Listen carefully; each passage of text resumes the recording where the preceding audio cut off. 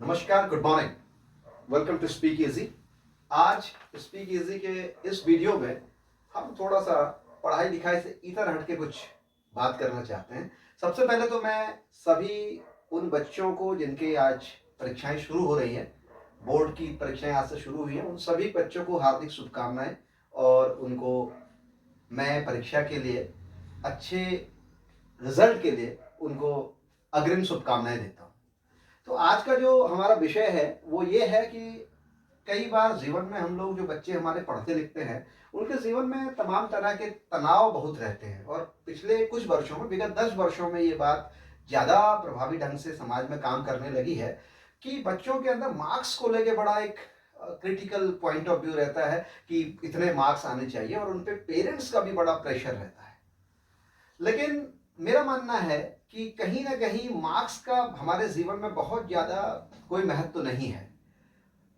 पहले तो कई बार कई यूनिवर्सिटीज मार्क्स बेस्ड एडमिशन लेती थी, लेकिन अब जो नई पॉलिसीज आई हैं, भारतीय जनता पार्टी के दूसरे कार्यकाल में जो नियम भारत सरकार ने बनाए हैं, किसी भी बड़ी यूनिवर्सिटी में मार्क्स बेस्ड एडमिशन बिल्कुल बंद हो गए हैं। उसके लिए टेस्ट की प्रक्रिया शुरू हो गई है। दूसरा, एक और बात समझ में आती है कि मार्क्स ओरिएंटेड होने से हमारा समाज में हमारी बच्चों का या हमारे जो भी सामाजिक रूप से इन्वॉल्व लोग हैं उनका क्या नुकसान हुआ, इस पे मैं थोड़ा सा प्रकाश डालना चाहता हूँ।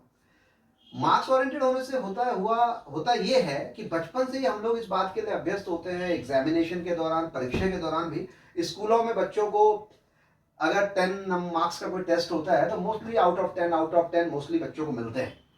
और शुरू से ही कहीं ना कहीं बच्चों के मन में एक भाव पैदा हो जाता है। बच्चों का मन बड़ा कोमल होता है, वो जब छोटे होते हैं तो उनके मन में बड़ी कोमलता होती है, और जो बात उस समय उनके मन में बिठा दी जाती है वो बहुत लंबे समय तक रहती है, उसको हटाना बड़ा कठिन होता है।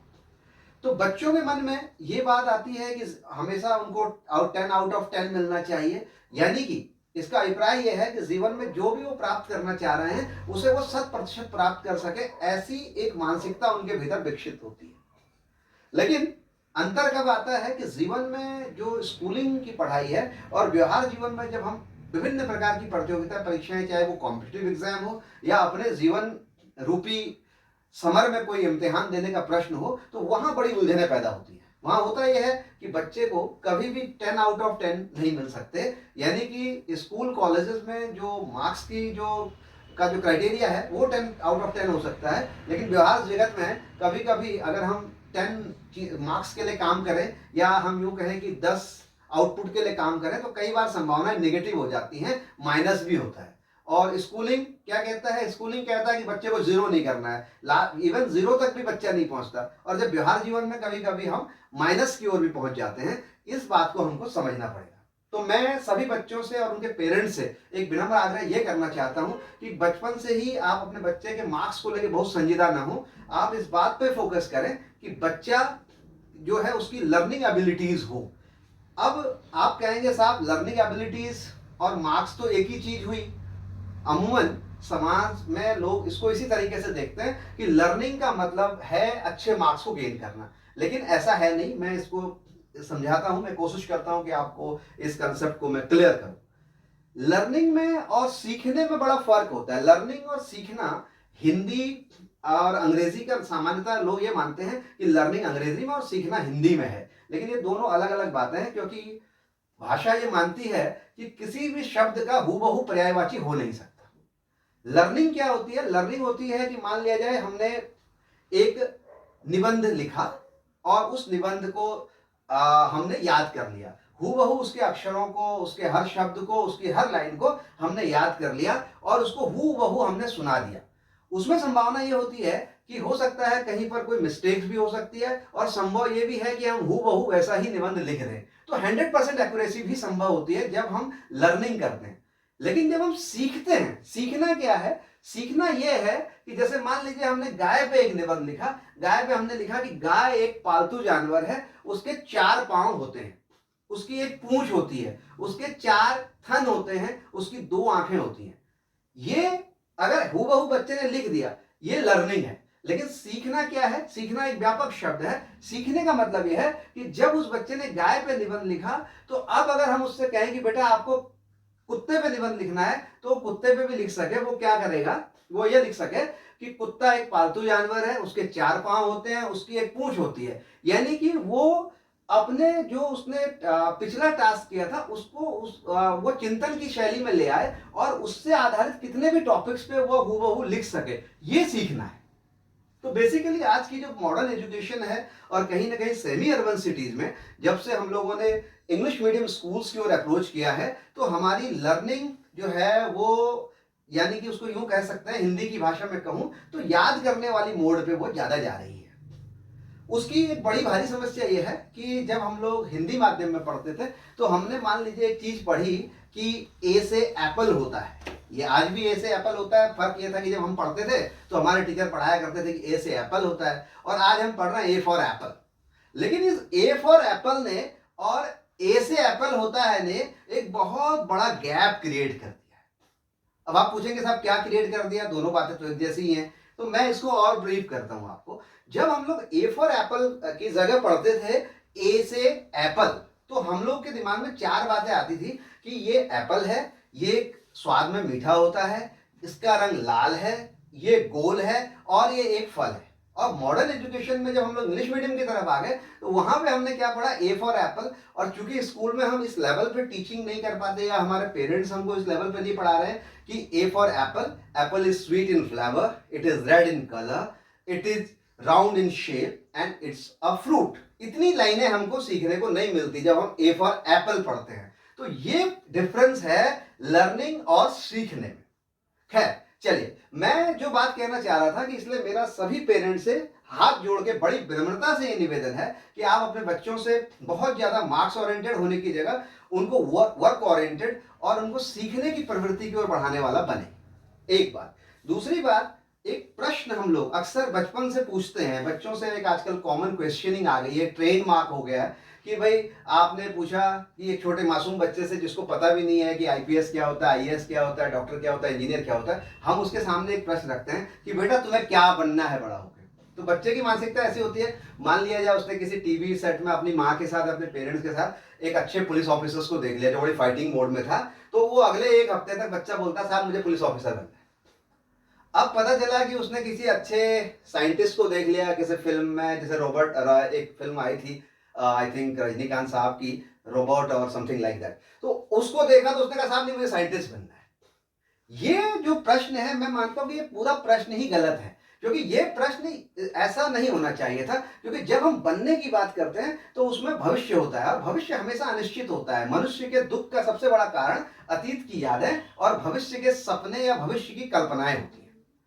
मनुष्य को जीना चाहिए वर्तमान में। अगर आप भारतीय दर्शनों की बात करें, भारतीय 9 दर्शन भारत में हैं, जिसमें से अगर आप चारवाक को छोड़ दें तो अन्य 8 भारतीय दर्शन इस बात को मानते हैं कि अतीत और भविष्य की कल्पनाएं ये दोनों ही दुख का आधार है। अगर इन दोनों से हम बाहर निकल जाएं तो वर्तमान में कहीं दुख नहीं है।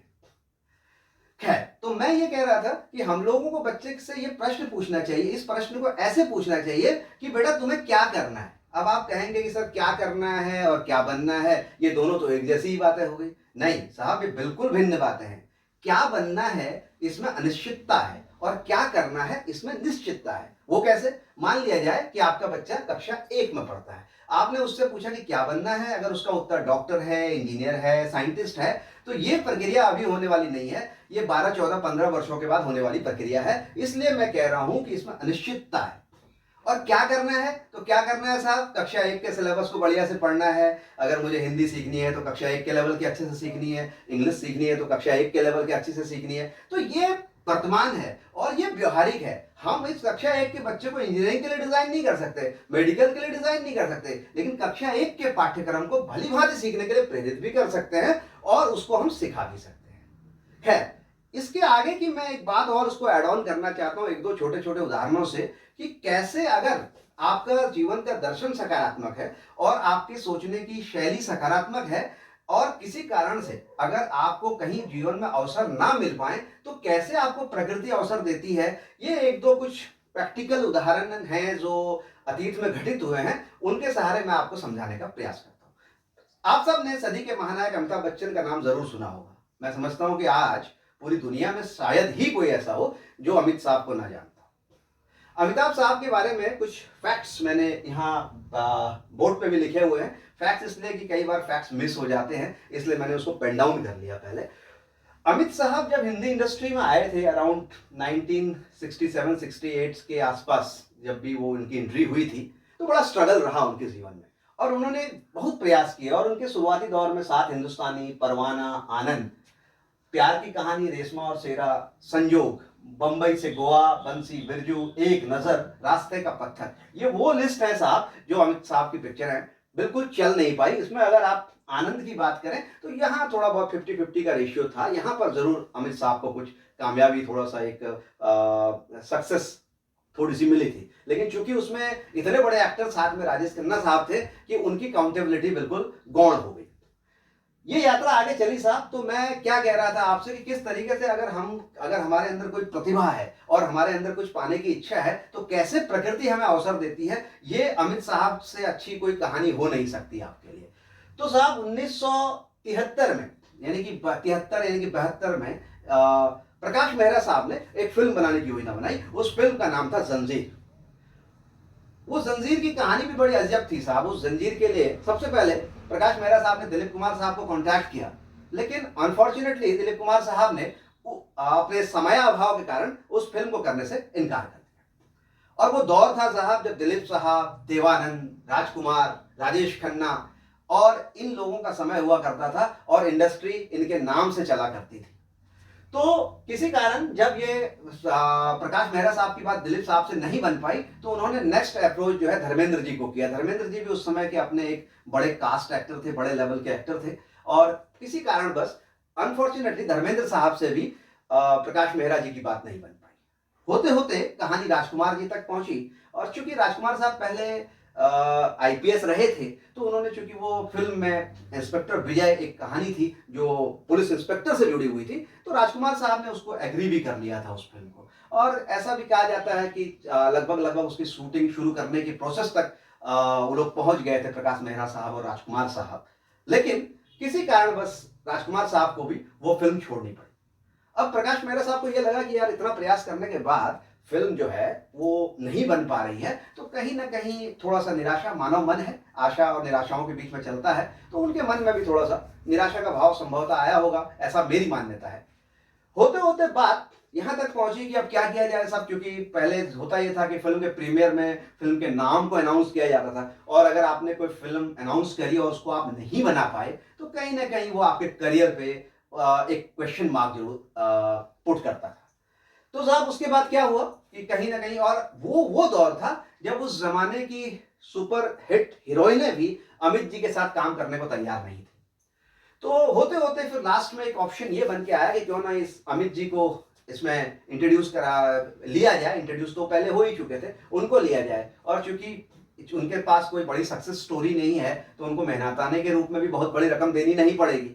और थोड़ा थोड़ा आनंद के बाद कई जगह मैंने पढ़ा, कितनी इंफॉर्मेशन सही है, थोड़ा थोड़ा कहीं ना कहीं जया बहादुरी जी के मन में अमित जी को लेकर थोड़ा सा सॉफ्ट कॉर्नर क्रिएट हो गया था आनंद के बाद। तो उसके बाद क्या हुआ कि जब उसमें स्टार हीरोइन थी जया बहादुरी जी, उस समय उन्होंने एग्री कर लिया कि मैं अमित जी के साथ काम कर लूंगी, और प्रकाश मेहरा जी को भी ये लगा कि चलो अंधे को क्या चाहिए, दो आंखें। उनके सारे लीड एक्टर्स जो अदर्स थे वो तैयार हो गए अमित जी के साथ काम करने के लिए, और आनंद फानंद में साहब जंजीर तैयार हो। और साहब जंजीर क्या बनी कि 11 मई 1973 को जब जंजीर रिलीज हुई तो भारतीय फिल्म इंडस्ट्री को एंग्री यंग मैन के रूप में अमिताभ बच्चन मिले। और इस फिल्म ने, बड़ी अमेजिंग बात यह है कि इस फिल्म ने उस साल का फिल्म फेयर अवार्ड लिया, और इसमें साइड एक्टर के रूप में प्राण साहब को फिल्म फेयर, मेन एक्टर के रूप में अमिताभ जी को, और म्यूजिक के लिए कल्याण जी आनंद जी को, और डायरेक्टर प्रकाश मेहरा साहब को, इन सभी को फिल्म फेयर अवार्ड अपने अपने फील्ड में मिला। और उस जमाने में इस फिल्म ने लगभग 174.6 मिलियन, यानी कि जो आज का लगभग 2 करोड़ रुपया होता है, इतना बॉक्स ऑफिस पे रेवेन्यू जनरेट किया। तो और उसके बाद ही 1973 में ही जया जी ने और अमित जी ने जंजीर के बाद शादी भी कर ली थी। खैर, तो मैं ये कहना चाह रहा था कि कभी कभी जीवन में अवसर हमारे पास कैसे चल के आते हैं, ये सारी चीजें हम सब पेरेंट्स को और हमारे बच्चों को ये समझाने की आवश्यकता है कि जीवन में कोई एक ही विकल्प नहीं है कि हमने कोई एक मार्ग चुना, हमारी परसेंटेज कम आ गई या हम अच्छे सफल विद्यार्थी नहीं बन पाए तो हमारे लिए जीवन के रास्ते बंद नहीं होते हैं। ऐसा ही एक छोटा सा उदाहरण मैं लेना चाहता हूं, एक आध मिनट में इसको क्लोज करूंगा इस वीडियो को, बहुत लेंदी वीडियो की ओर नहीं जाएंगे हम। ऐसा ही एक उदाहरण हमारे साथ है, वो है सौरभ गांगुली का। आज सब लोग सौरभ गांगुली को जानते हैं। भारतीय इतिहास के महेंद्र सिंह धोनी के बाद दूसरे सफलतम कप्तानों में सौरभ गांगुली है, और मैं तो ये मानता हूं कि महेंद्र सिंह धोनी से भी सक्सेसफुल कैप्टन सौरभ गांगुली साहब हैं। क्यों? क्योंकि उन्होंने भारतीय टीम को खड़ा किया। धोनी साहब को तो एक खड़ी टीम मिली और उस टीम के साथ जो वर्कआउट किया, ठीक है, उनकी सफलता को कम करके नहीं आंका जा सकता, लेकिन कहीं ना कहीं भारतीय क्रिकेट के मील के पत्थर के रूप में सौरभ गांगुली जी को मैं मानता हूं। मतभेदन हो सकता है, कई लोगों के मन में मेरे बात से समता ना हो, मेरे विचार से वो सहमत ना हो। तो साहब 1996 में भारतीय क्रिकेट टीम गई थी इंग्लैंड, 3 टेस्ट मैच की श्रृंखला थी, और गांगुली जी को जो है 11 प्लेयर के बाहर जो 3-4 प्लेयर्स होते हैं, 16 प्लेयर की लिस्ट में गांगुली साहब थे। और उस जमाने में गांगुली जी जिस नंबर पे, जिस प्ले डाउन पे उनको खेलने आना था, वहां पे उनका कंपटीशन था संजय मांजरेकर, परवीन आमरे और सचिन तेंदुलकर जैसे लोगों से उनका कंपटीशन था नीचे के लेवल पे, जो कि किसी भी हालत में गांगुली जी को टीम के अंदर एंट्री मिलने की कोई संभावना नहीं थी। अगर ये घटना घटित नहीं होती तो शायद गांगुली जी भारतीय टीम का हिस्सा बनते या ना बनते, ये इसका उत्तर बड़ा कठिन होता देने। तो हुआ यूं कि एक दिन शाम को 2 मैचों की श्रृंखला लगभग हो चुकी थी। 2 मैचों में एक टेस्ट मैच ड्रॉ हो चुका था और दूसरा टेस्ट मैच भारत हार चुका था, और तीसरा टेस्ट मैच लॉर्ड्स में था, और टीम के कप्तान मोहम्मद अजहरुद्दीन थे। अचानक पता नहीं क्या यूं हुआ शाम के कि अजहरुद्दीन और नवजोत सिंह सिद्धू जी के बीच में थोड़ी सी खटपट हो गई, और खटपट हुई तो सिद्धू पाजी ठीक है, मस्तमौला आदमी है, उन्होंने सोचा कि भाई ठोको ताली, और उन्होंने उठाया बोरिया बिस्तर और बिना किसी को बताए साहब वो पहुंच गए पटियाला, अमृतसर पहुंच गए, सॉरी। तो जैसे ही वो अमृतसर पहुंचे, किसी को पता नहीं, जब दूसरे दिन टीम 11 को सिलेक्ट करने की बात आई, जब सिद्धू पाजी को होटल में ढूंढा गया तो पता चला साहब रिसेप्शन से कि सिद्धू पाजी तो है ही नहीं यहाँ पे। फोन लगाया गया अमृतसर, तो पता चला सिद्धू पाजी अमृतसर पहुंच गए हैं। टीम मैनेजमेंट और टीम कैप्टन के हाथ पांव फूल गए कि अब करें क्या साहब। लॉर्ड्स में ऑलरेडी एक 1-0 से पीछे चल रहे थे, और अब लॉर्ड्स में उस बड़े बहुत ही इंपॉर्टेंट ग्राउंड माना जाता है, उसको क्रिकेट का मक्का कहा जाता है, वहां पर मैच था, और बड़ी कश में टीम आ गई। तो सभी लोगों ने, टीम मैनेजमेंट ने और कैप्टन ने सौरभ गांगुली को अप्रोच किया और उनसे कहा कि अगर आप चाहते हो कि टीम में आपको जगह मिले, तो मिडिल ऑर्डर में तो हमारे पास कोई गुंजाइश नहीं है, अगर आप चाहें तो ओपनिंग कर सकते हैं, क्योंकि सिद्धू पाजी ओपनिंग करते हैं। गांगुली ने उस चैलेंज को स्वीकार कर लिया साहब, और गांगुली टीम के अंदर हो गए, और उस मैच में सेंचुरी और 3 विकेट उन्होंने ज्वाइंट भी लिए, और इससे उस पूरे टूर्नामेंट में सौरभ गांगुली साहब को नासिर हुसैन जी के साथ joint man of the series मिला, और उसके बाद गांगुली जी ने कभी पलट के नहीं देखा और भारत को एक सफलतम कप्तान मिला। तो मैं ये कहना चाहता हूं कि यदि आपके अंदर प्रतिभा है, यदि आप ऊर्जावान हैं, अब यदि आपके जीवन का दृष्टिकोण सकारात्मक है, तो किसी कारणवश कभी आपको अवसर ना भी मिले तो प्रकृति आपको छोड़ेगी नहीं, प्रकृति आपको जरूर अपॉर्चुनिटीज उपलब्ध कराएगी। और इन सब बातों के साथ धन्यवाद। जय हिंद, जय भारत।